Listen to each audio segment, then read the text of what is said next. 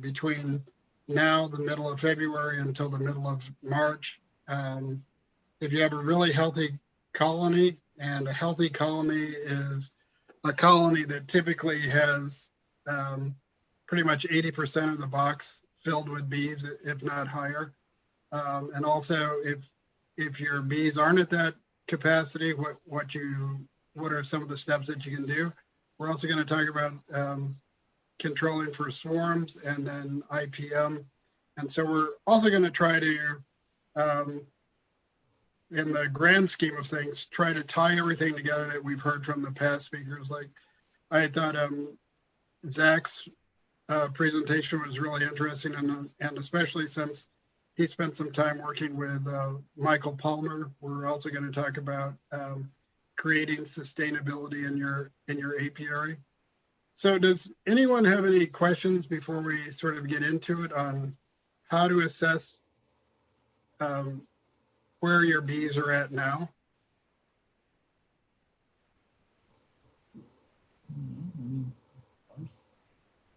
Look good.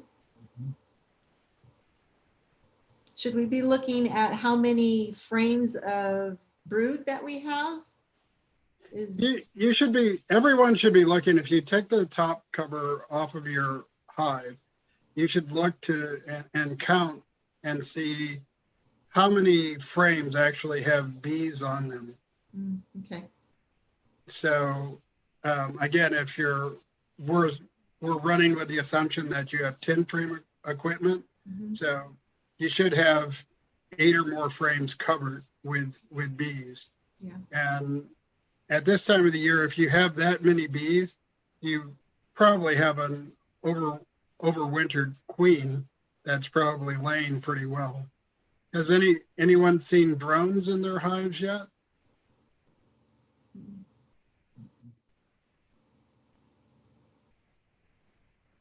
Drones? Yes. Okay. Yes. So, if you're seeing drones, or if you're seeing capped drone cells when you're inspecting your frames, it's definitely time to start thinking about what you can do to prevent your bees from swarming. So I know the weather has been sort of unpredictable lately. I was planning on getting out and going through my hives again, but it was just, today especially, was just too cold to get out there and look at the bees. But it's supposed to be nice this weekend, so I plan on going in. But the simplest thing for people who don't know is just take the top off and just look and see how many bees you actually see in your hive. You don't have to go through each frame. You can take a couple of frames out, and as soon as you see eggs, put the frame back in and close it back up, because if you see eggs this time of year, you have a queen and your hive should be doing pretty well. Another thing that should be going on this time of year, and if you have a nectar flow in your area, then great. If not, continue to feed your bees, especially if you have a colony that's under that 80% capacity. Continue to feed them to encourage them to build up. And again, before you add additional boxes to your hive at this time of the year, that's not a good idea, because we can still have really cold evenings. Make sure that the box is full before you get to that point. So Sarah, do we want to, which of the wonderful, oh, yes, Cindy. So how can you tell that it's drone brood? It will be large, and it will typically be at the bottom. If you're running deep frames, it's typically on the bottom 2 to 4 inches of the frame. And again, the amount of drone brood that you see in your hive will depend on the strength of the colony. If you have a really, really great colony, then you're probably going to see a lot of drone brood. So what he means is, here's your frame, and here's the bottom of your frame. Your drone is right here at the bottom. They're kind of an attachment to the bottom of your frame, and their cells are like not almost double the size of the regular bee cells, like 2/3 of the size bigger. And they're all down here. If you have that happening in here, you have a different problem. But all those drone cells are right here, unless you have specifically those green drone foundations. So you want to see that along the bottom of your frames. Well, that's where they are. Yeah. That's typically where you'd find it. Yeah. If you find them in the middle of your frame, then you've got a queenless colony. Okay. Okay. So sort of ahead. moving along. Go ahead. Were you going to say something, Sarah? Oh, no. Nope. Oh. So if you're seeing drones, that kind of segues into the idea of creating a sustainable apiary. So the idea behind it is that if you take advantage of what the bees will naturally do between now, so February until I would say June, possibly the end of June, depending on the weather, they'll build up really quickly, and you want to stop them from swarming. But what you can do is you could take brood out of your hive and make a small split. And what you want to do is you create a small nucleus colony from your healthy hive. But again, I can't stress enough that the colony has to be really healthy. So you almost always need a full box of bees. Don't try this if you only have a softball size little group of bees and you say, oh, I'm going to do a split. That's a disaster, especially at this time of the year. So creating a nucleus colony, what you'll need is one good frame of brood. If you're trying to prevent your colony from possibly swarming in the future, you take the old queen out when you create this nucleus colony. You also add a food frame to it, and you can also, for a preventative, give the nucleus colony or the nuke hive a shake of bees. And it's better to give them a shake of nurse bees, which typically you would find on another brood frame. So the advantage to that is when you've taken the queen out, that reduces the tendency that your parent colony is going to swarm. Now you have two options at this point because you've moved your original queen to a nuke box. So you can wait for the parent colony to create a new queen, which has its advantages. One of the main advantages is that you have a break in the brood cycle, which will help bring down any possible mite load.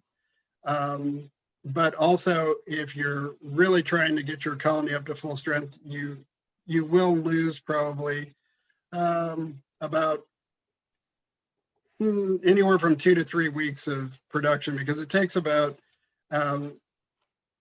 24 to 28 days before the colony has a successful laying queen. So you can take the parent colony, and for example, if you purchase a mated queen, you can install a brand new mated queen into the parent colony. So again, the benefit is that you start building up 2 colonies from your one original colony. So as your nuke is building up, so let's say you go out tomorrow and you go, I really, really love this class. I was just so excited. I had to go out and make one of these nukes. You go out and you make a nuke. So 30 to 40 days, if you're only putting in 3 frames of food, brood, and bees, in 30 to 40 days, they should have grown to fill up all 5 frames if you're running five frame nuke equipment. So the question then becomes, what do you do with this extra colony? Well, the extra colony is to serve as backup for the parent colony. So you can take brood from the nuke that you've created and add it to your parent colony to keep the numbers of your parent colony up. And that will also help as we go into the nectar flow, because more bees equals more honey, again, assuming that there's a nectar flow. Or you can even take frames from that nucleus colony and create another nucleus colony. Wow.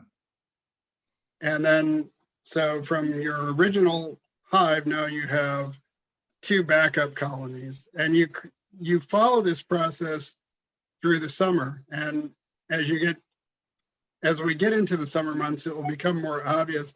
And if any of you attended the last meeting with Zach, that was basically what Zach was doing with those hives. He was combining, he took those nucleus colonies and he combined them with the stronger parent colony. So you can, the idea is to always use these nukes that you create as backups. Now, what happens if you get to summer and you go, oh, well, the risk of swarming has diminished, so I'd really like another colony. You can take one of your nukes and make another colony, or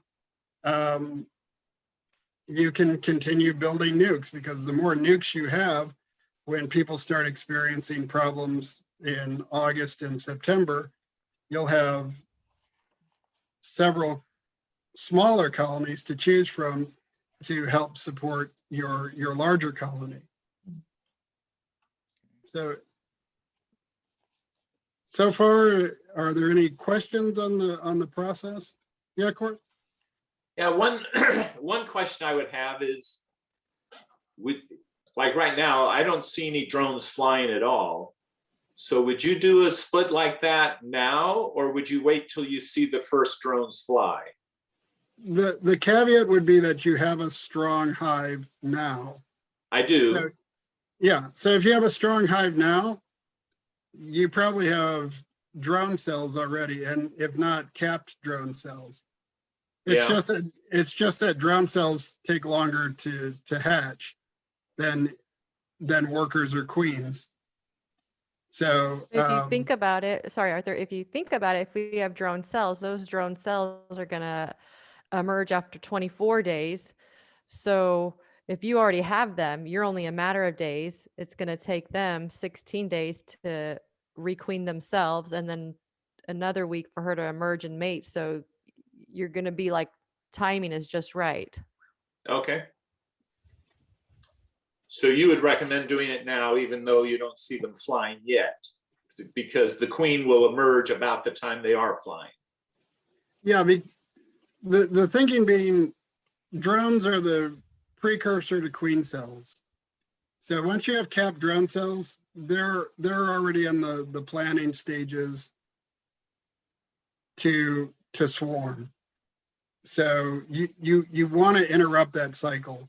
So you definitely want to interrupt that cycle before they start to make queen cells. Because if the colony goes so far that it will make queen cells, and then again, I can't emphasize enough how important it is if you have a healthy colony, because as I was sharing with Sarah earlier today, I was looking back through my notes, and my first swarm was on the 2nd of March. So that's only 2 weeks away. So if you have queen cells, then you'd really want to do a drastic split to really shock the parent colony. Again, for a really, really strong hive, if you see queen cells. Okay, thank you. And I was telling Arthur today, start observing your hive, because some of my hives today already look like they were, if you guys have seen swarms, there is this Tasmanian devil tornado that happens, and that can be easily confused with orientation flight if you're not sure what it looks like. And today I thought, oh no, my days are numbered. Oh, look at that. All right. I thought it was interesting on my bees. I haven't seen them come for water very much, and suddenly today they were just all over the the bird baths. Me too. We're all over leaky. We have not even the bird bath leaky, anything with water in the concrete all over it. I thought that was interesting too.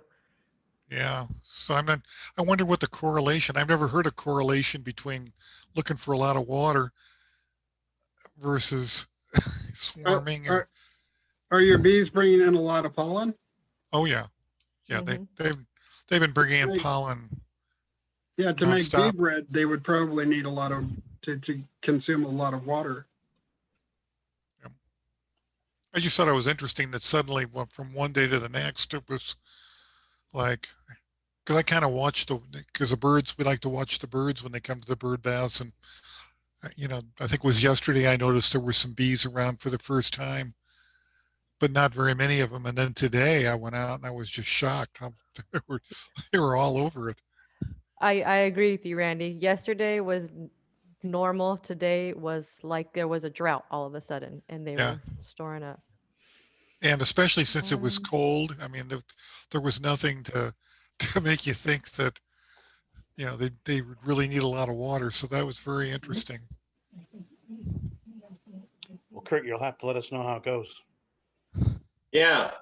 Well, actually, one other question. I was going to treat my bees with Formic Pro here in the next 2 weeks.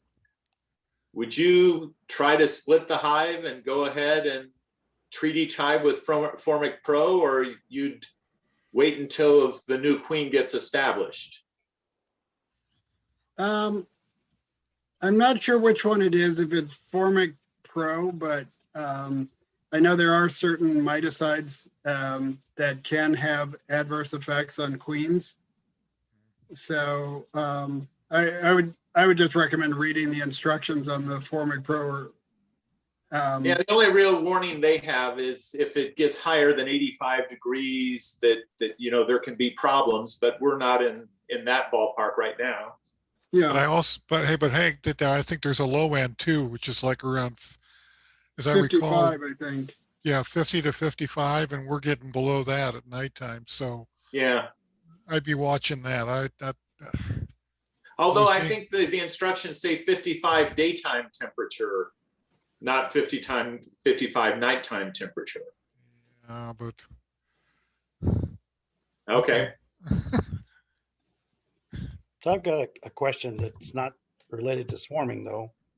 I'm a new parent, so no bees yet, but I'm reading all that I possibly can. And Kurt gave me some great papers, local California papers, and they both mentioned, be careful that you don't have your bees near California buckeyes, and reminding you that bees can fly 5 miles. And so frankly, I don't know how any of us could have anything in the Santa Clara Valley and not be within 5 miles of California buckeyes. My bees will be about 100 feet because I've got them all over my hillside, but apparently they're quite poisonous to bees. That any of you have them, have a problem with them? Of course, I have bees around, so some bees are surviving even though these buckeyes are here. I've seen bees on buckeye before, and I know beekeepers who have trees in their backyard, and it doesn't seem to adversely affect their hives. But you're very correct, and it is poisonous to bees. But I think bees kind of understand that and steer clear if there are other choices to go to. Yeah, I wondered if there were localized bees that over the years have maybe gotten used to them or something. I don't know. Well, they also tell you that oleander is a problem for bees, and people have oleanders all over the place. So there's no avoiding that. Right. Okay. If you live anywhere near a freeway, Yeah. Yeah. there's oleander everywhere. Yeah. Yeah. The bees have a tendency to figure that out. Okay. That's what my wife keeps telling me. She just says, look, there's bees all over the place. So somebody's figuring it out. Right.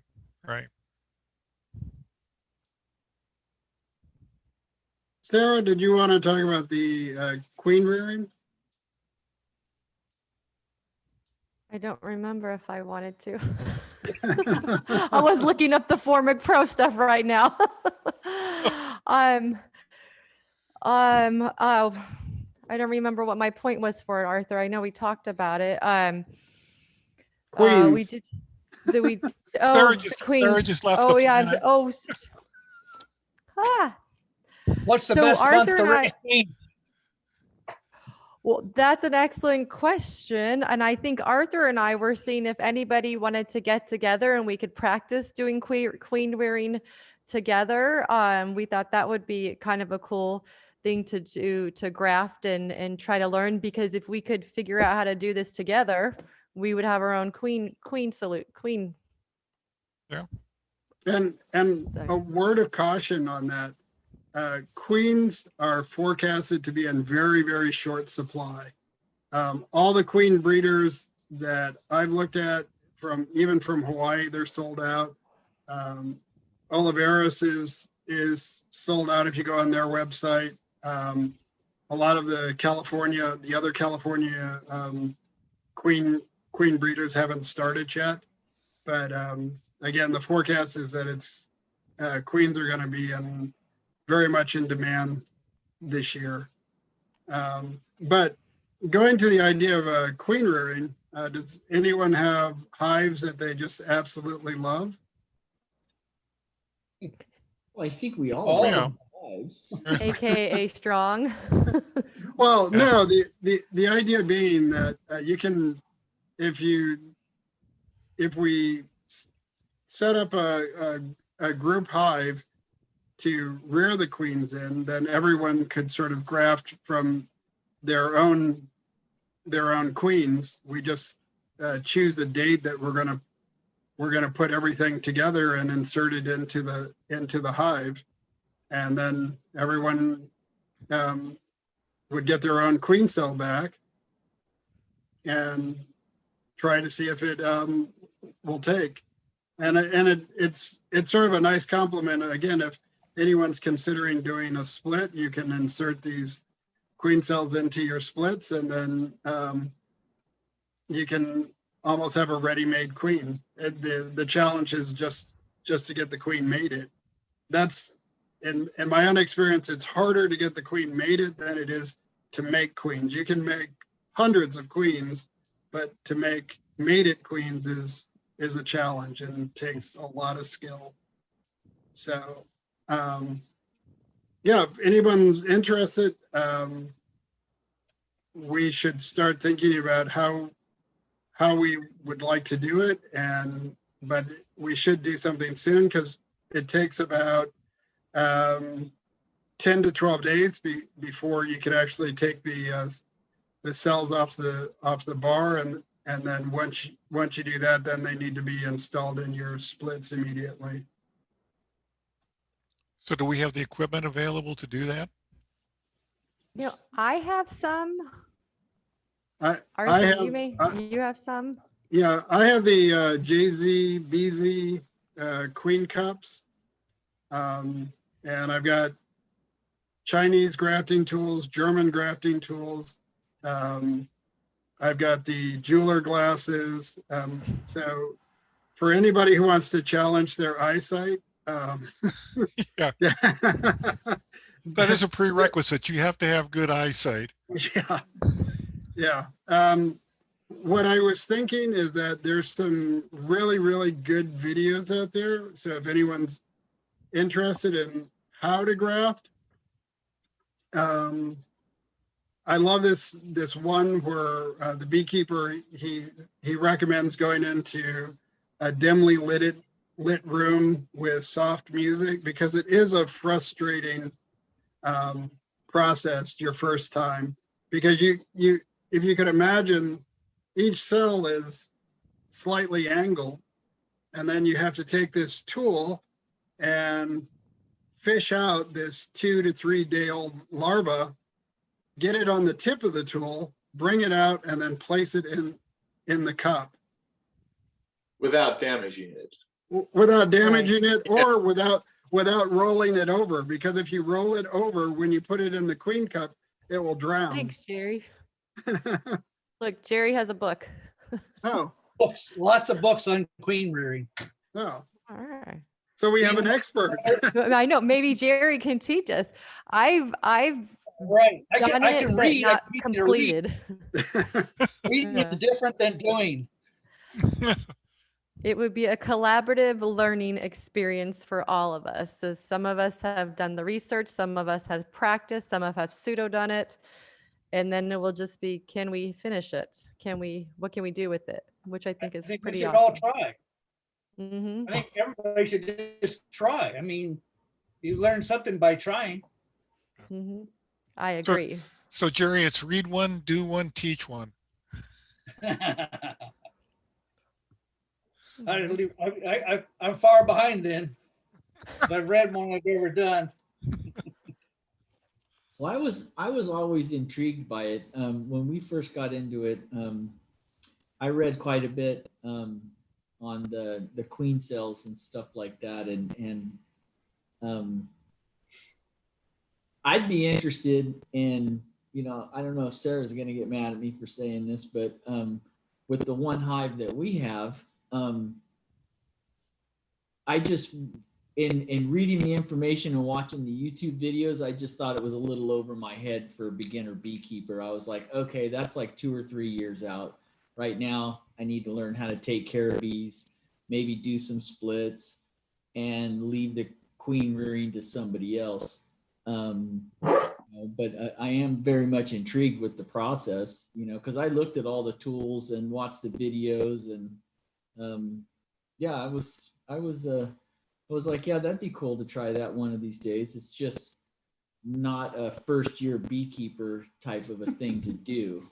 Exactly. It's super intimidating, but I think once you get I think people who rear queens, don't they say the hardest part is just starting, because they say it's actually easier than what you think. That's what they say. But like you, Jeff, they can say all they want. It can't be that hard because people do it, what I mean? Yeah.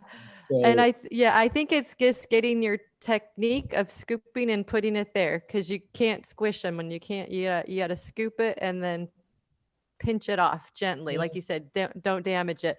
And then you have to pay attention to the days.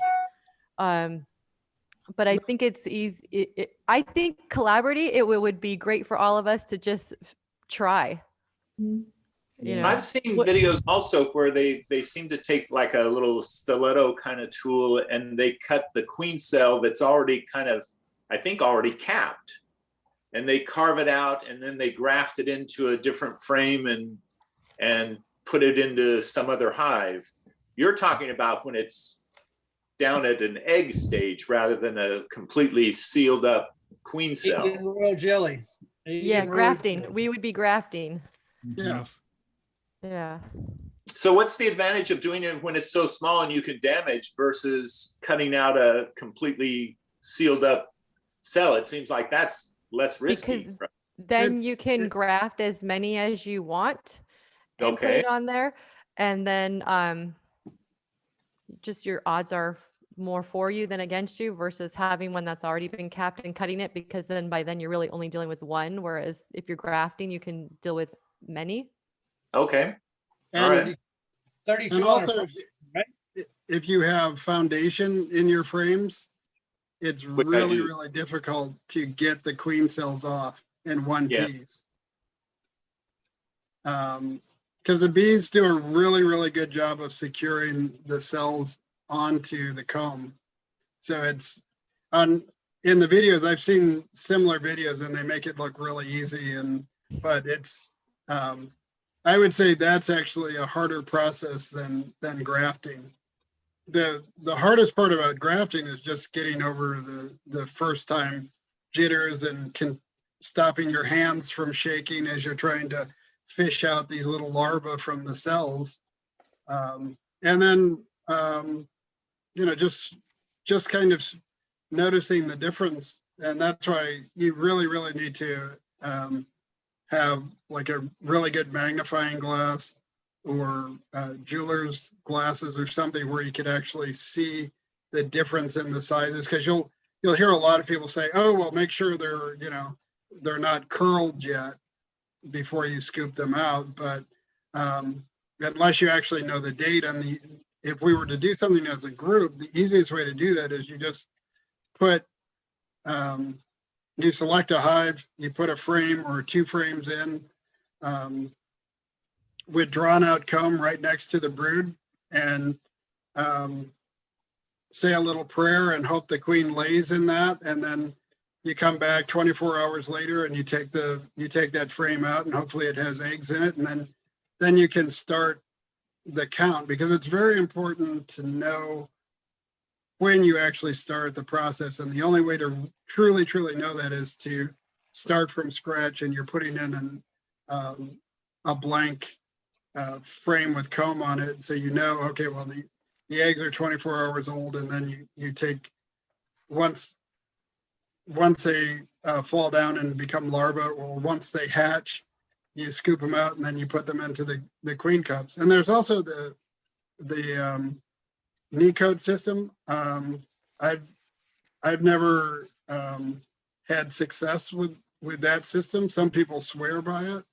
I don't know if anyone else has ever tried it, but that's where you already have the cups in a special section of the frame, and then you trap the queen under a screen for a couple of days, and then she lays in these cups, and then you pull the cups out, and then they go on these holders, and then you put those in the bar, and then you transfer those to your cell builder colony. So again, in my experience, the grafting is the easiest of all the different methods that I've tried. It is the most common. Yeah. I mean, I'm Does really anybody know excited what to, waiting area? oh, sorry. What's that? And then there's one other way to suggest. You go in and you just take a bunch of eggs, And put just try it. yeah, and just see what happens.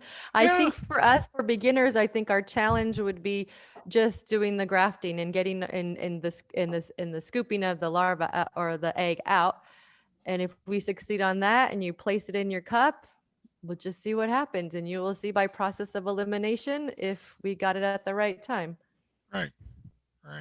Yeah, I was talking with Chris, and one thing that I think that's really key to this, because I know that it is a sensitive process, is to kind of celebrate the learning that you get from it, right? Because you're going to screw it up, and with that comes really valuable lessons. And I think this idea of doing it as a group is awesome, because then we get to learn from each other's mistakes, and we have one hive that we can focus on with a population that can try to raise something, and we can screw it up a whole bunch of times and all learn from it. So this is a great idea.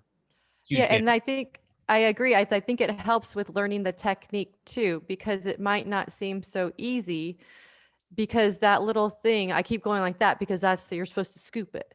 And then it's like a little plunger that you push it out of, right? Yeah, exactly.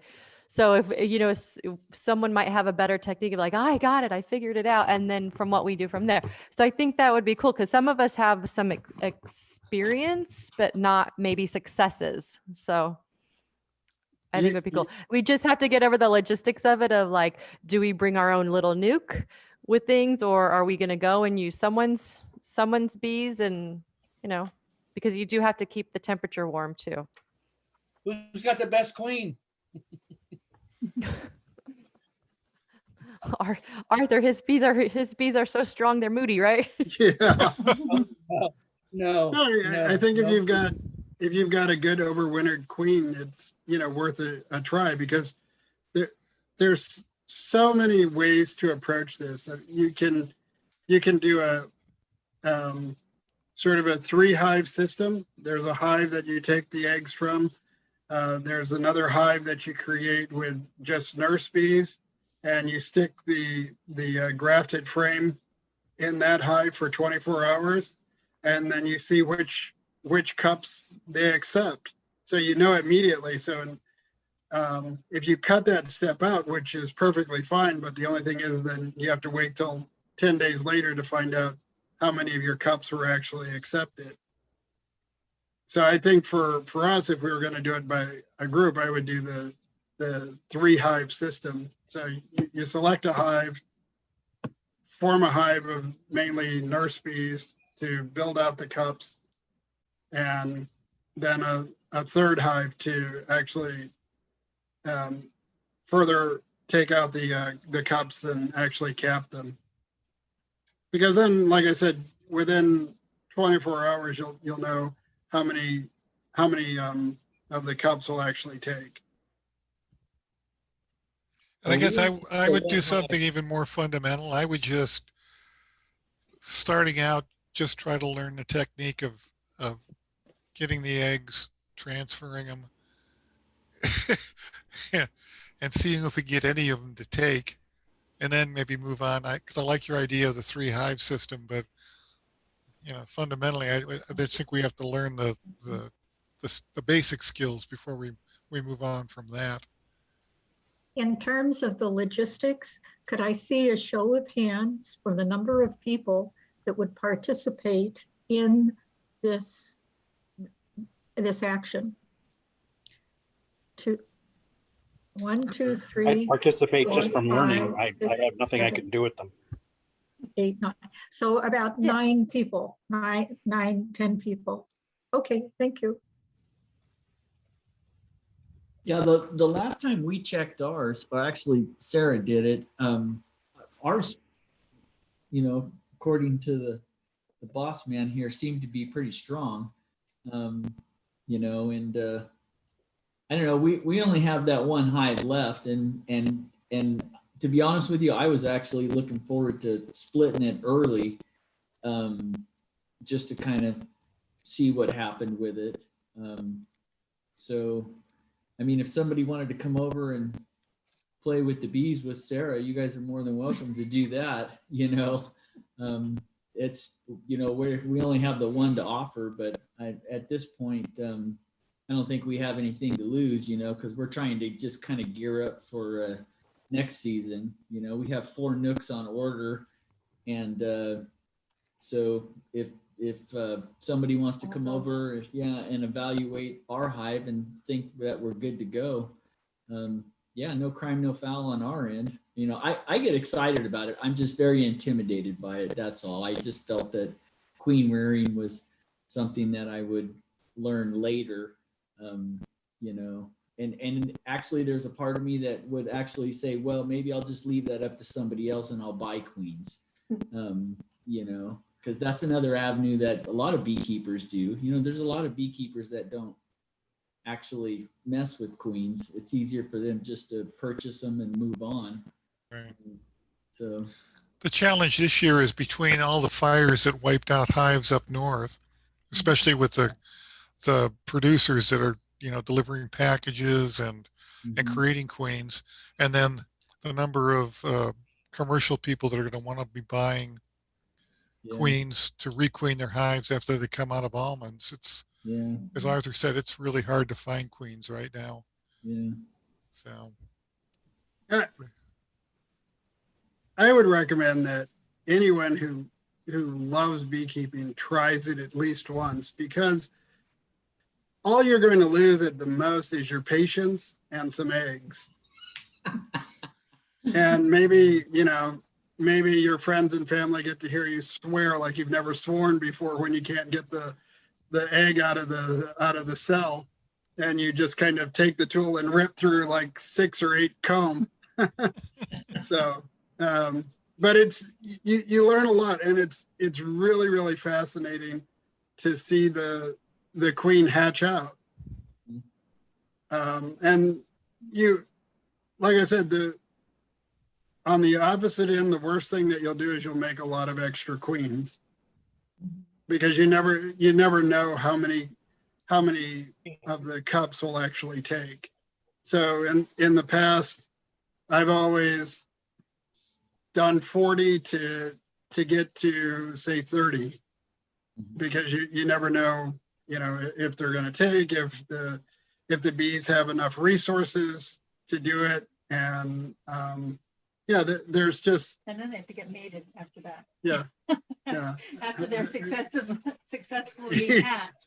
Yeah, yeah. And then, I'm sorry, Randy, one last warning is that, and then I think this is another interesting aspect that we could do as a group, is you really, really, really have to go through your hive and make sure that your bees that you're going to put your grafting frame into haven't had the same idea that they're going to make another queen, because they'll give more attention to that queen cell than your grafted queen cells.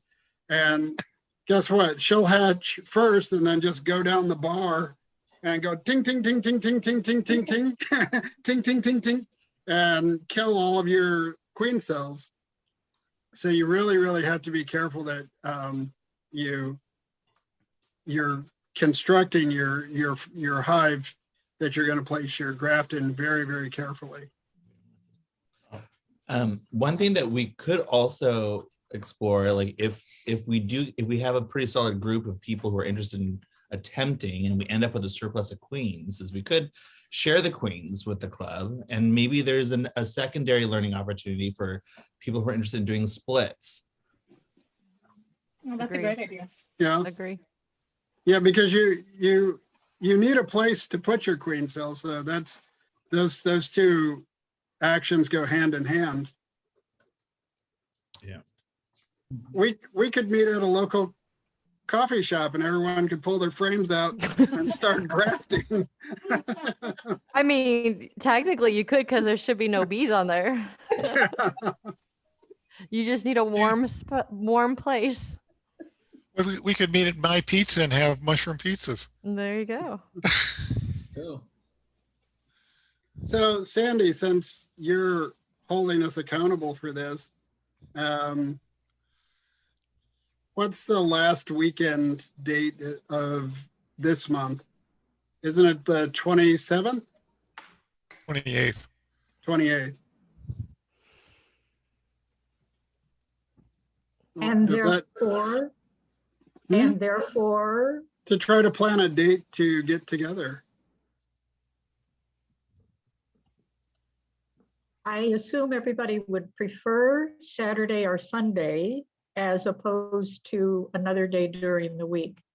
To some people, Thursday and Tuesday and Saturday are all about the same. To other people, not so much. So are we saying Saturday or Sunday or not at all? Is that what we're saying? I can't. I have a class with Better B. Say again? I have a class with Better B on Saturday, the 27th. So I wouldn't be there. I already paid for it. Ah, Arthur, Saturdays aren't good for you. You usually like to do Sundays, don't you? I could do Sunday. And again, if we're talking about the end of this month, it would really depend on the weather. Right. Chris's, will you guys be in the area? So we were just talking about that. We're actually we're moving, and so our move-in date is March 1st. It's only in the city of San Francisco. It's not like we're moving to Boise, Idaho, or anything. So it's gonna be. It's still every move has logistical nightmares written all over it. So yeah, I don't know. That weekend might be difficult for us. Yeah. But also queen rearing's a time sensitive thing, isn't it, Arthur? We need to do it sooner rather than later. No, well, again, if the idea is to try to graft queens, to raise queens, to distribute amongst the people who participate or people who need queens, those people would need a place to put it. So like I said, you would have to plan on meeting on one day to do the grafting, and then probably 10 days later to pick up the queen cells. But day 10 is also day 9, day 10, you should also think about creating a new home for your queen cell.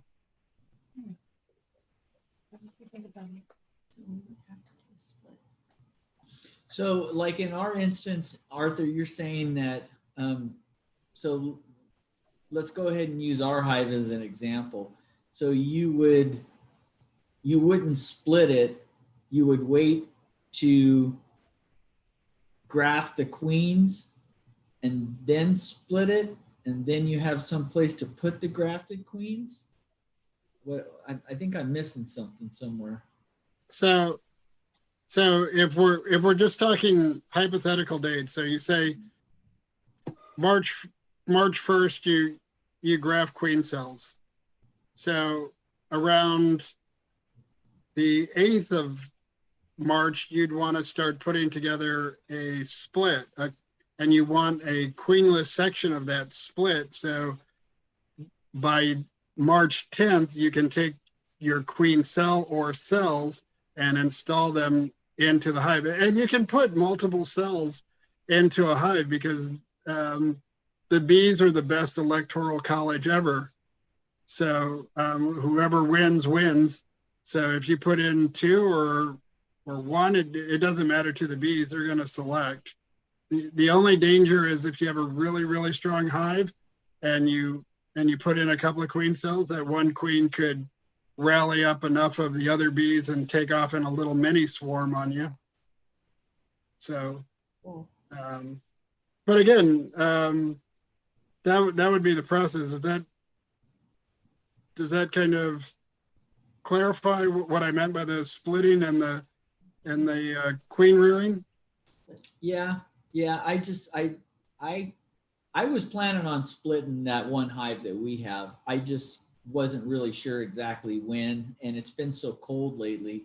I mean, the last good weather that we had is when Sarah got a chance to look at it, and from what she was telling me, it sounded like we had an excellent brood pattern going on. Although she did mention that she wasn't able to see too many eggs, but the cat brood was, in what she appeared, had a really good pattern, I mean, with the one hive that we have, where I was trying to go with it was, I'm trying to do some miticide stuff early on so that when we have a nectar flow, I can leave the bees alone and not worry about high mite populations. And so I just finished up with the oxalic acid, and then I was going to wait another probably 8 to 10 days, and then I was going to put some mite strips in there, because most of that stuff you can't harvest honey with it, you know what I mean? So I was hoping to hit the mites hard and then to be able to leave the bees alone until like maybe June, you know what I mean? That was kind of my attack. Which brings that circle back to Arthur and I's discussion earlier. We've treated, but we did the lazy beekeeper. We said we treated, but we didn't check. So just make sure you just treat it for oxalic. You do your mite check first. Because if you have a low threshold or no threshold, you don't need to treat. Yeah, I didn't check at all. Not with the one hive, because I didn't want to do a mite wash or anything like that. I was like, you know what? We only have this one hive. I'm just going to hit them and see how it kind of plays out. You know what I mean? I totally agree. Once you have a mite problem, you're paranoid for the rest of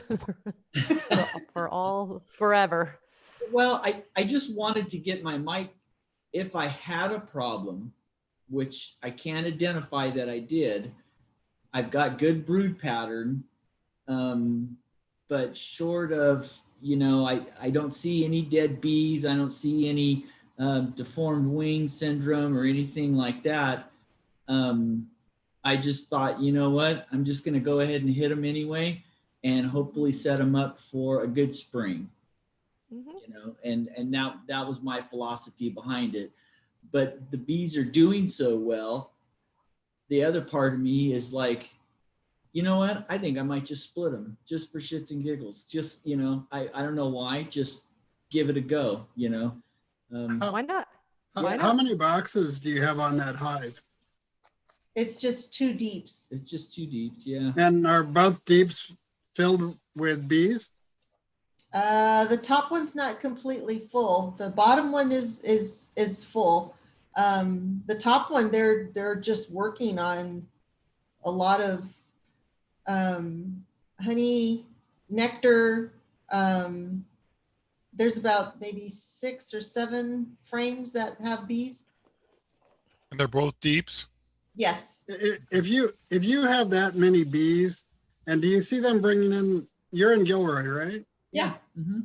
So are you close to any of the mustard fields? They're loaded with pollen right now. They're coming back so heavy they can barely fly. Okay, well, that's what I wanted to hear. Yeah, you need to split your bees. Yeah. Thank you, Arthur. Yeah. Let's I split keep 'em. telling them, no, they're not ready. Let's Yeah, split them if you- and raise queen. Yeah, if you have 2 boxes of bees and they're bringing in lots of pollen, they're going to explode on you, and then you'll go. They're gonna swarm on you. Get the ladder. I think Yeah, one of you the can- things that's important to remember is we're talking about doing queen cells and making queens, but you can do a walkaway split. If you've got eggs Mhm. and all, you can just do a walkaway split. If you have a nuke box, you know, Yeah. Make Yeah, so it you don't queens have like to. Sarah's video so you from don't have last summer. oh, the one she Mom. lost. Excuse me. Which one? The one I packaged? A walkaway split, is that putting an empty box next to the full box? So for example, in Jeff and Sarah's case, Mm-hmm. if they have 2 boxes, the easiest and the laziest way to do it is you just pull one box off, you stick it on a new base, put a lid on it, and make sure there's eggs in both boxes. And then once you identify that there's eggs in both boxes, you don't have to worry about where the queen is, Huh. Because I'll make, because you'll find that out in a few days anyway. Right. Oh, okay. Oh. And it is the lazy way, but it works. Yeah. I like that. if there's no, could I take that top brood box and put some of the brood from the bottom box into that one and Yes. use that as a split? But Yes. you don't have to overthink it.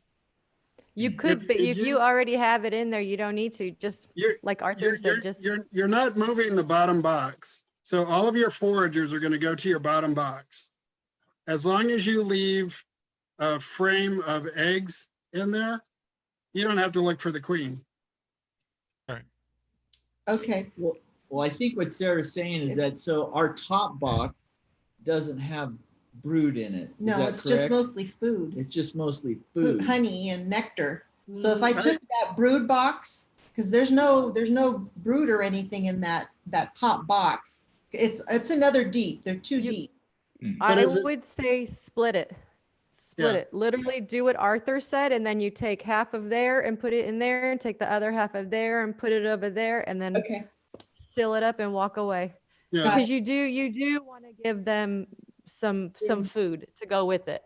You Right. do want to give them some pollen and nectar. But the yeah, key is- Arthur's way is perfect. But definitely put a piece of painter's tape on there and wrote the date that you did it, so then you have an idea of when to come back and check. And yes, you want to have brood in there, but the thing is you want to make sure you have eggs. Eggs, because the eggs are the key to make that queen. Right. They can't make a queen out of cat brood. Also, if we do this, then you guys won't be able to come over and graft off of our one hive. Sure we will. So I think somebody needs to. That's what make a you think. decision. No, You just Do you want to just work won for us you, over. Or do you want us to do a walkaway split? I mean, help me out with this decision, okay? Well, In my opinion, if you have that many bees already, You should split, otherwise they may just swarm on you, and then you'll really be sad unless they go to the tree in your yard and you can capture them back and put them in a new box. Yeah, so Jeff, I would say that let's assume that you do, the weather's supposed to be nice Sunday, Monday.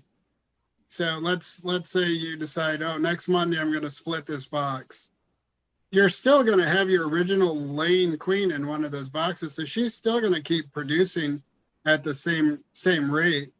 Okay. The shock of being moved might set her back a day or so, but she'll start laying immediately. And that's another advantage that most people don't really think about when they do a true walkaway split, is that you're not that invasive, because you're basically just separating two boxes and moving one of those boxes.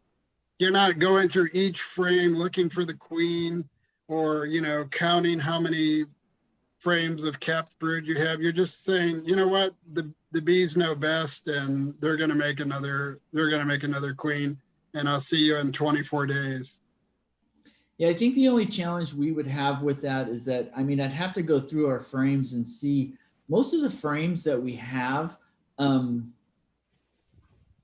haven't really been, we have more frames with honey on them than we do that are drawn out, ready for eggs. And so, But the bees will take care of that. yeah, but it takes a long time for them to draw out a brand new frame and then start laying. I mean, it takes a long time for them to build a frame out. They don't just do that overnight. Can I make so Sarah, since you're the one who inspected the hive, and the top box, is that all mostly honey then? No, not all of it. How many frames would you say are filled with honey? About maybe 4 or 5. And what's on the other frames? Not much of anything. They're the 2 of the frames on the end have a little bit of have built out a little bit, but nothing major. It's mostly in the center that they have the What type of lid do you have on your box? Just a regular cover, the telescope cover. Yeah, just a telescoping cover. Do you have an inner cover? Yes. Yes. And then, so when you took the inner cover off, did you see new wax on the underside of the inner cover? No, there wasn't. No. No, they had built up on top of the frames. They were starting to build comb, but they didn't, it wasn't on the cover yet. See, most of our top box, most of the stuff that we have there, since we had those hives that got robbed this year, we took all those frames out, and those frames that had honey on them, those hives got robbed in the process of us treating them. So we didn't harvest the honey because it was being treated at the same time. So we saved those. And then early in the winter, we used that as feed for the top box. We loaded that top box with lots of honey frames for them to just feed on all winter long. Plus, we've been supplementing with sugar water. And so they've been building. Yeah, so I think that's why the top box has still got mostly honey in it, because, you know, we loaded it for winter food. Okay. How about this?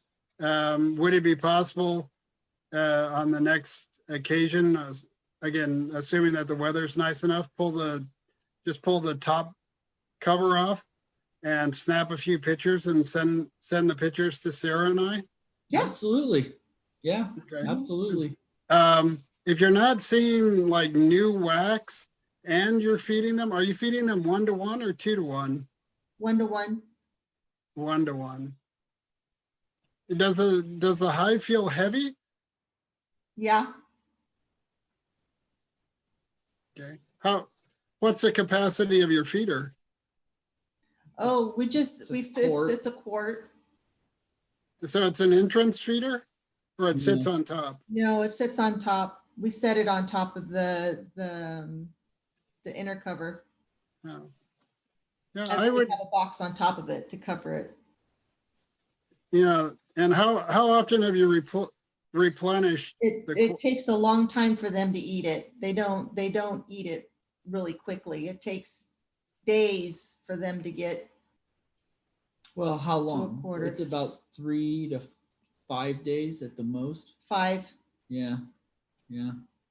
But if they're bringing in lots of pollen and they're finding other sources, they might not be relying on the sugar water that much, right? And that's No, correct, yeah. Kurt. They have slowed down.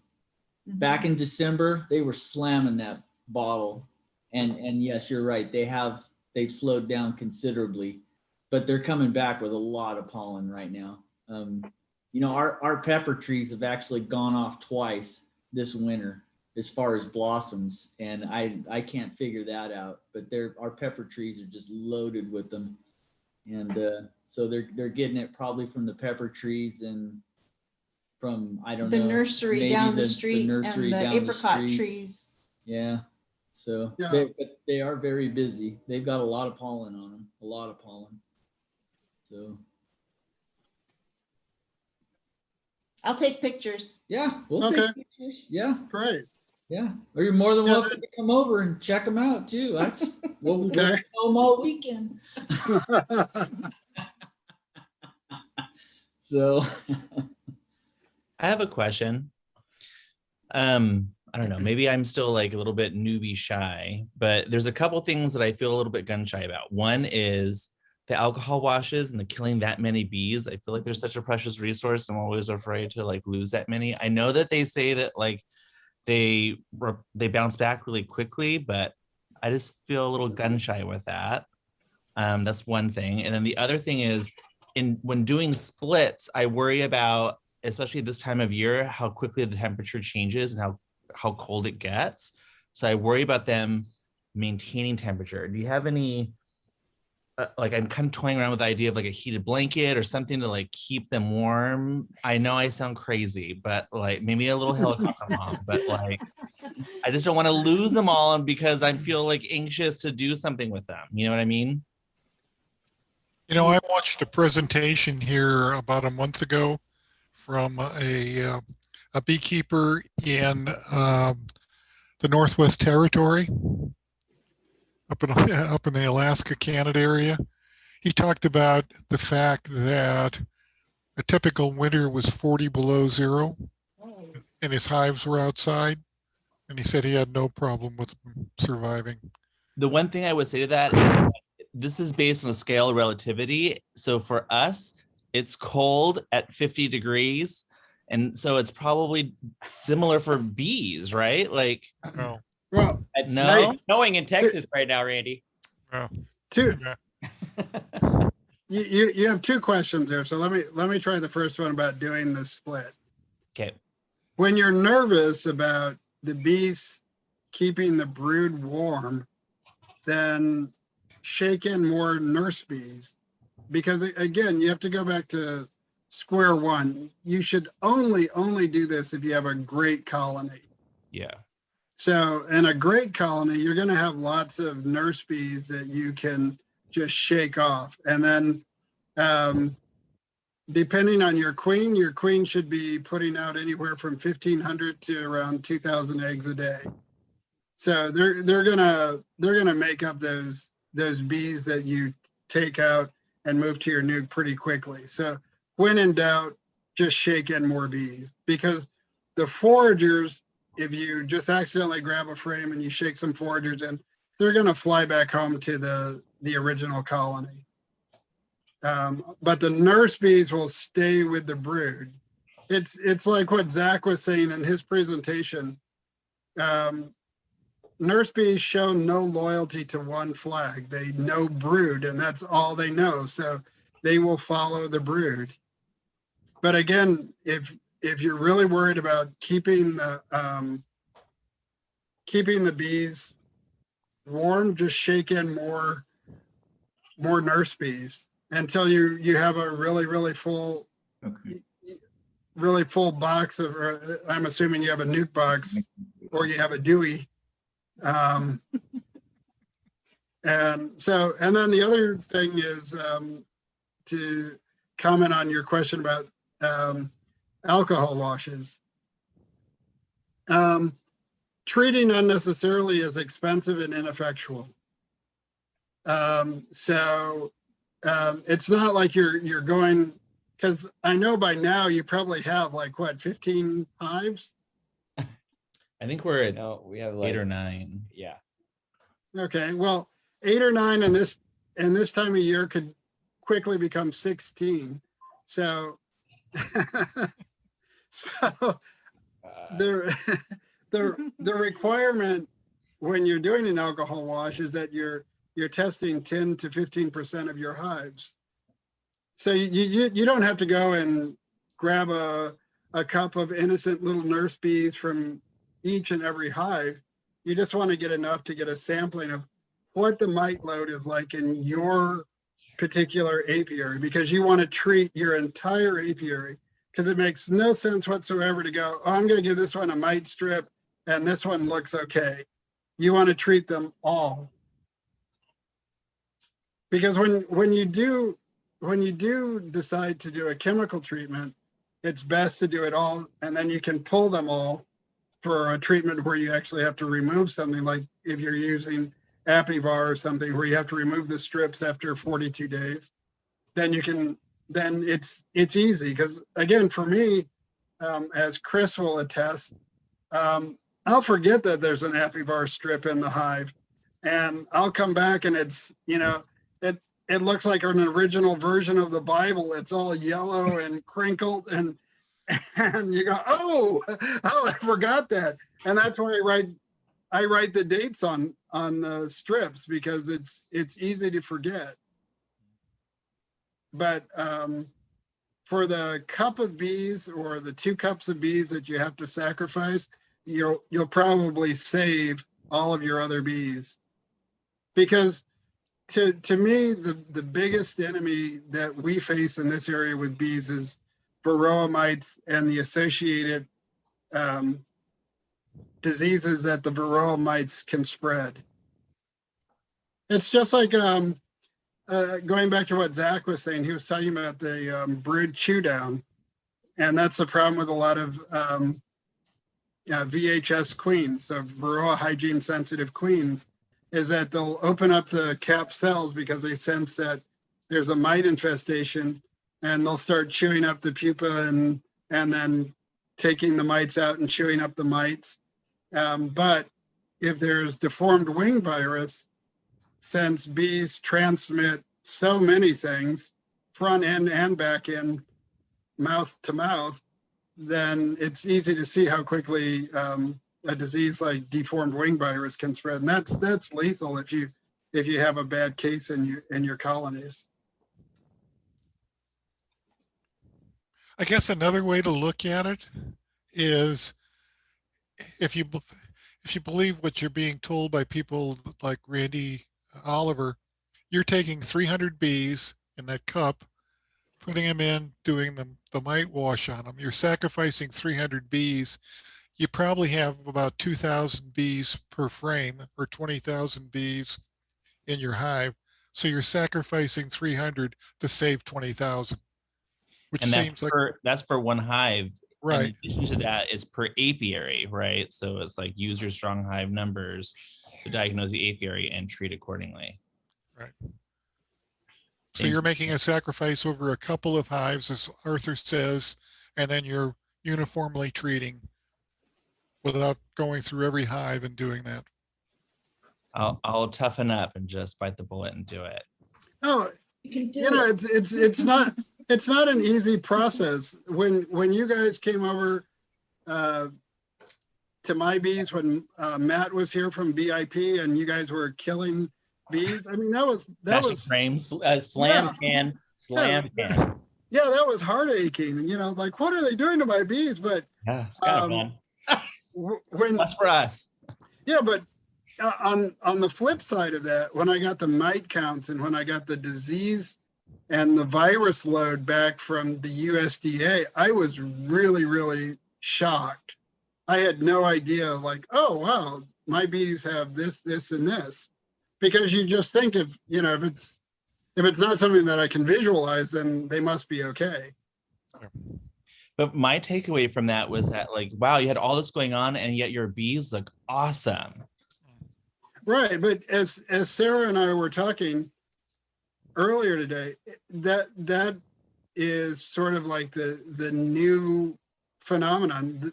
Your success with beekeeping, in other words, so if you have like this super successful colony, is also your greatest danger, because we've all had hives that are just doing great. There's lots of honey on the hive, lots of pollen, and then all of a sudden you have no bees. And you're just like, well, wait a minute, I've got 4 deep boxes and 2 medium boxes on here. What happened to my bees? And it's disease. Yeah. And I mean, that's a probably great diseases transferred by mites. I mean, that's a great point. How many times, I can't even keep count of how many times I have people tell me, oh, my hive was doing great, and then I went out the next day and they were gone. What happened? You know, and it's just not properly monitoring, and everything seems good until it's not. Hmm. So we have a question. Okay. So, you know, we had that hive that absconded last year. And so we had that empty box with the frames that we saved, and we were thinking about putting that out near the hive we have left, so that if they're gonna swarm, they might swarm into that box. Is that a good idea? You could try it. Is there a better place to put that box? Like you put it close or far, or, I mean, Or up in the air? Yeah. I've never had success capturing a swarm in a box, even I used Swarm Commander, I've used lemongrass, I've used lots of things especially when I was first getting into beekeeping, trying to get free bees. And I never attracted one single swarm. Again, it might work. I've heard of people, you know, just leaving it out there, and before they know it, they go back and there's bees in there. But it's not a way to stop your bees from swarming. That swarming's preventable. Right. Right. so it's better to Because you prevent. have trees right next to your bees? Do you think that's because you have trees right next to your bees, so there's a higher point for them to Well, go? It's not. I another could build point? something and elevate it. Someone said that if it's up in the air, they'll see it more and maybe be more attractive. I don't know. And the ones I've seen that are successful, they usually put them up in a tree someplace. Right. But the thing is, if they've got drawn out comb in the box, that's helpful. That'll encourage the bees to go there. Yep. If you put some honey in there, some honey, you know, a frame with a little honey in it, there's Yes. another opportunity. Certainly lemongrass oil is good. Put it on the back of the top of a frame at the back of the hive, and put a little bit on the entry. Okay. Swarm Commander, that's so you can do all those things, but like Arthur says, good Yeah. luck. Okay. Sounds like we just need to split it. Yeah. Okay. My anecdotal story on that is a couple of years, was it last year or the year before? I had a hive that swarmed. I happened to be there to see it swarm, so I ran and got a box. I saw that they went to the highest tree in the yard, which I had absolutely no chance of getting to. So I ran over, I got a box that had all the things I just described. I put it down on a stand right underneath the tree. And then I sat back and watched to see what would happen. The bees kind of gathered there in the tree for about a half an hour. And then they started to move. And they started to fly around, and they started to come down, down, down, down. I'm getting excited. Yeah, they found the box. They're going to come to it. They got about 2 feet of the box, and then whoosh off they went. And where we live, the blocks are like, it's a half mile to the next corner and then a half mile the other way to the next. So it's a block that we live on, but it's a huge block and there's all kinds of trees there. And it was like, adios. There's no way I'm going to find you. Yeah. Eh, Right. okay. I saw this really cool video, and I don't know how, like, there's so many videos out there, but of these bees that they looked like they were bearding, but they were getting ready to swarm, and they turned a sprinkler on, and the bees all went back inside the box, and then they did an artificial swarm by doing a split, and they just took the queen out and took a bunch of bees with it, and then were able to like salvage their hive without having to climb a tree for their swarm. Interesting. Okay. But this is just a video on YouTube, so who's Yeah, right. It's got to be the truth. gotta be the truth? Yeah, exactly. So keep your sprinkler going all the Yeah. time. Right. Keep it handy. You never know when you might need it. Yeah. Yeah. All right, thank you. Are you finished up, Arthur? Yeah, Present. yeah. Sarah left me. Yeah, she deserted.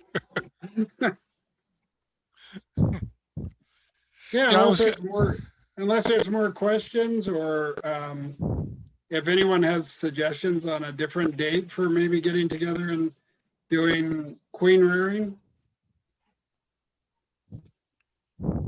We'd have to get back to you, but Okay, I think we should think about it and then get a hold of Sandy and give her an Yeah. approximate date. She can pick a date where the most of us can do it. yeah, that's a Okay. great idea. Okay. I have a quick question, and maybe this is like a little bit of like, I don't know, the fat kid in me, but like I kind of want my cake and eat it too, right? So it's like here we are in spring. It'd be cool to have like spring honey, and yet, as that change of season, we're talking about mite treatment. Like, is there a good recommendation for time, type of treatment, and still being able to harvest honey from spring? Do you have any recommendations there? Well, right now you probably don't have supers on your hive, right? Well, we have a couple with brood boxes, but brood box supers. Like we have a couple hives doing really well. But to have a honey harvest, you plan on putting boxes on the hive specifically for honey. Correct. Then just decide when you want to start that process. Because if you do, most of the treatments require that you don't super for at least 3 to 4 weeks minimum. There's even recommendations if you're treating with oxalic acid that you don't super while you're treating with oxalic acid. So I would say, again, I know you don't want to sample, but sample because you may not have to treat. I mean, if you're below threshold amounts, you may not have to treat. And then treat after you treat, to use a chemical treatment after you pull your honey off. Or use Formic Pro. Yeah.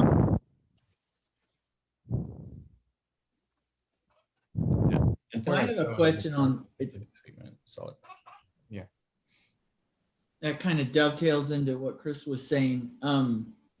So we had some honey,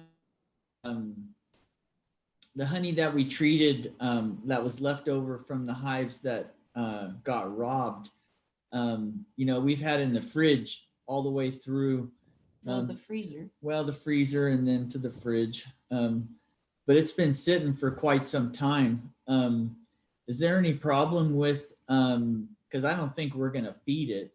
You know what I mean? We originally thought we were going to have all these frames to feed through the winter, but when we lost all the bees, we just ended up with a bunch of frames that Full were of honey.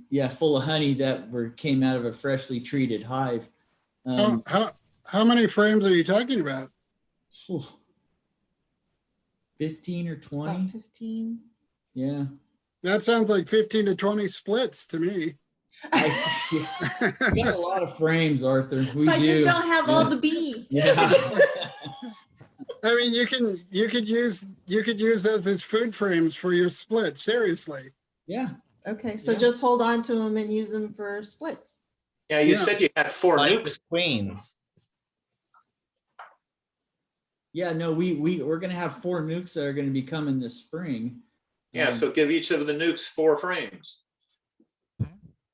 Problem solved. Right. Yeah. Well, see, on the nukes though, the nukes are gonna be deeps though, and these are honey supers. So you see what I'm saying? Yeah, but actually Mike Stang told me that one of the things he does is he puts a medium frame inside of a deep box sometimes, and he finds that on the underside, they'll form the drone cells. Right. Hmm. And then he can carve those off if he wants to get rid of the mites that are in the drone cells. Gotcha. Hey, Jerry. Arthur, I have a question. Arthur, I have a question. Yeah. Sorry, I couldn't hear you on my end. Back to one of the questions I asked at the beginning when you were talking about what you and Sarah came on about the queens. Mhm. What is our total like for rearing queens? When does it start and when does it stop that we can do this? Is there a certain time that we have to stop to where they're not going to be enough time for them to split? Yeah, You understand what I'm asking? okay, so there's the best time, which I would say is between now and end of June. But Okay. to my That's a surprise, long time. when Sarah and I did the video on a walkaway split, we did that at the end of August, and both of those hives are doing great. So we just sort of did it with the intention of filming a how-to video, but it What I'm getting at is I want to have new queens going into winter. So I'm not really interested in having queens now as much as I want to have them going into winter, having new queens. So that's what the window is. Yeah. So for example, if you made any kind of queenless split, you wouldn't have a laying queen until July. And I don't know if that's close enough to fall for you, but you would have a great young queen going into the fall. That would be my mission, to try and get right there. Yeah. So I would shoot for the end of June, because you'll have a laying queen mid-June then. It seems to me that from what I've read and feedback I've gotten from other beekeepers who are much more experienced at doing queens, the issue is, are there going to be drones around to mate with the queen? Right. And that's going to be dependent upon forage, because we've seen years where the drones start getting kicked out in early June just because there's a dearth and there's not enough food around to support them. So, and I don't think, well, in fact, I almost 100% forecast this is going to be a poor year for forage, given how little rain we're getting. So, I think that, again, it comes to the issue of drones, watching to see what the drone population is like, because that's just my 2 cents worth. Thank you. Don't give up on the rain yet, Randy. It's only the middle of February. Yeah, I'm not giving up, but yeah, I'm looking at the long range forecasts. We have that fellow or I guess it's a gentleman. We have a person in Morgan Hill that does, it's on Facebook, works for the Weather Service. I don't know if you follow that person, Morgan Hill Rainfall. Mm-hmm. And so we get all of the National Weather Service forecasts for the Gilroy Morgan Hill area, and it's not promising. This person looks at all the models. There's 3 or 4 different weather models that he looks at or she looks at, and then reports back on it, and it's not looking promising. Although even as bad as it's been so far this year, we're ahead of last year, just by that much, but we're still ahead of last year. So hope springs eternal, I guess. So we're at 8:40. Any other topics to discuss tonight? So my last 2 comments, going back to Zach's presentation, there's a couple things that he talked about that really struck me. And one of them was his opening where he talked about, because it was in the back of my mind anyway, but he really kind of clarified the thought that if you raise animals, whether it's your pet cat or your pet dog or your pet goat or whatever, it's raising animals like that is so different from raising bees or working with bees. It's just, there's kind of a set pattern that you go through with all these other animals, but you're not working at an animal here. You lose track of the fact that bees aren't animals, they're insects.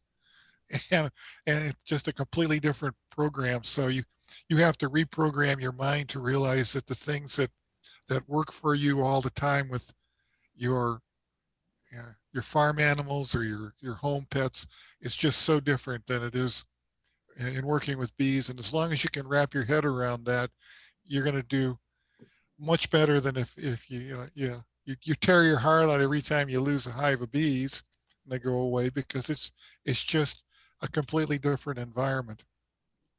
On a practical note, let me close with a sad story, because Arthur and I have bees down at the bee yard in Salinas, and I hadn't gotten down there after the rains. So we had all the rains, and I got down there, and there was a lot of damage done. Lost some hives, and to the comment about the bees going to protect the brood and keep it warm. I have one hive there that I went, and the cover was gone. The inner cover was gone. The telescoping cover was off. So it was wide open, and I went in, and because there was no bee action, I pulled some frames, and I've actually got a picture of it on Facebook and on my Instagram account, because you pulled it out.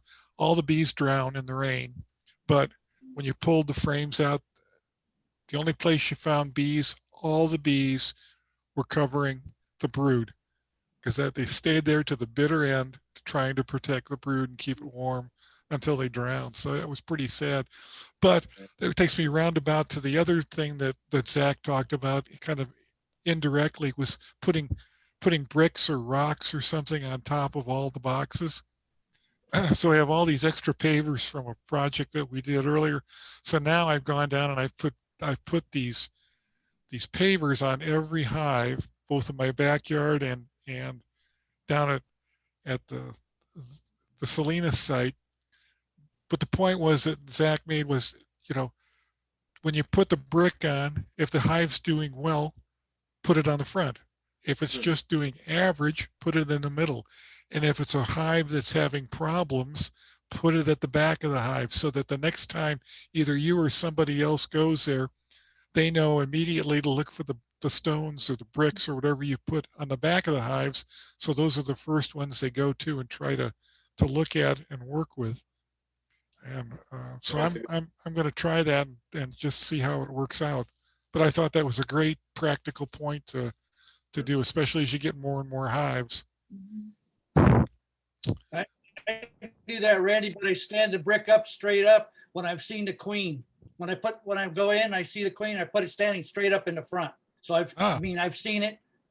So the next time I go to that box, well, I check the other boxes that way and see. So there's actually a thing that you can do that gives different signals. You turn it sideways, a paver, that means that there's a lot of larvae. There's all kinds of things. Yeah, good. That's good pointers too. Thanks. Yeah. Okay. Anybody else have any final comments? I had a case. to talk to Mike Phillips Uh-huh. about 2 days ago. He said he lost 20 out of 23 hives because they surrounded his property with migratory bees. Yes. And he lost almost everything. Right. Yeah, he's got migratory bees over behind the outlet malls, and I couldn't believe it. There at the top of his street there, right next to No Name Uno, there's got to be 100 hives there that somebody put in. Yeah. So, and then Acosta has hives across 101, just south of Maston. So they all have feeder bottles, but I mean, he's got hundreds and hundreds of hives around him. I feel bad for him. Yeah. Yeah, well, I think they moved those bees out because we've been watching them too. And the ones behind the outlets are gone. The ones on Marcella are gone. And the other ones over by the golf range are gone now too. Because we were watching them. When they first put them there, we were like, all right, you guys got 2 months and then you need to go away.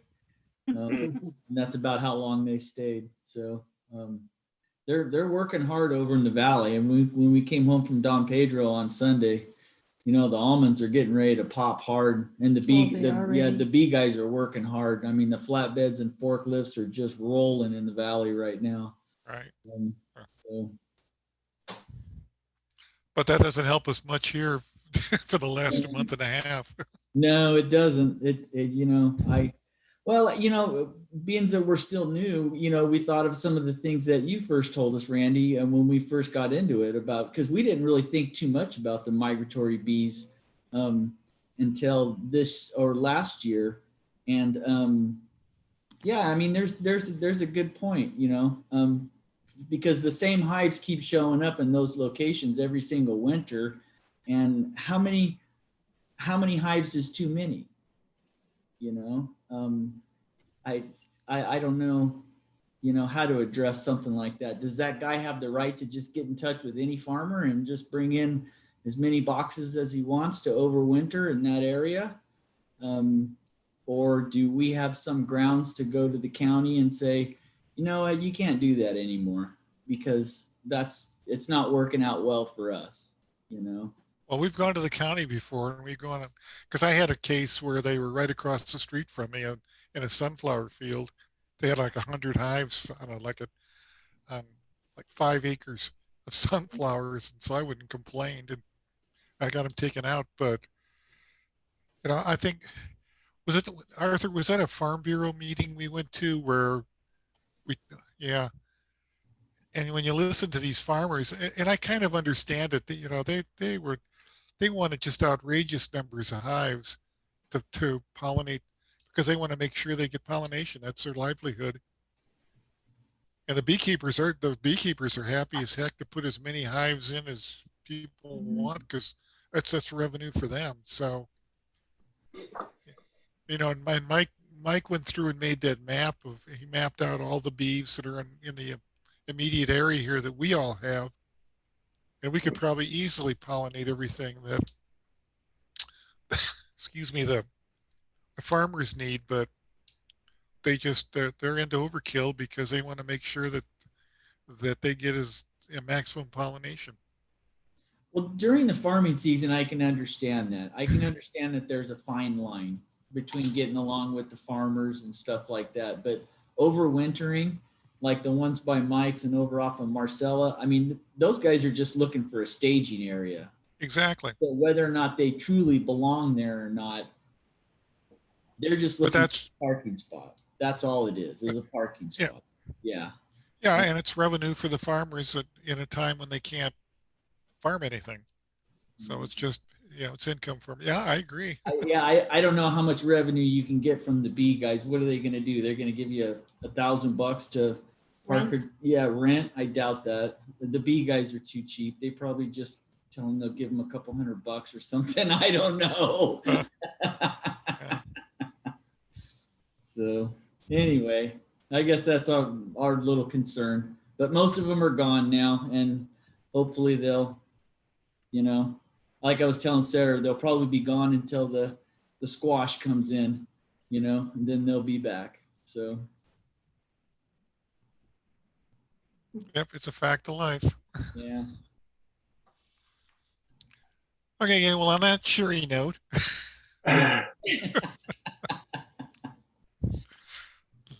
we are almost at, we're at 8:50. So let's call it a night, and I will be sending out a notice 2 weeks from tonight. We will have our guest speaker telling us everything we need to know about drones. Okay. So with that, I bid Hey, you everyone. Good good night. night. Night. Thank night. you. Thank you. You're welcome. Good luck, Chris. Yeah. Don't forget to Closing, send me the pictures. Oh, I will. absolutely. Okay, thanks. Uh-huh. 3, 2, 1.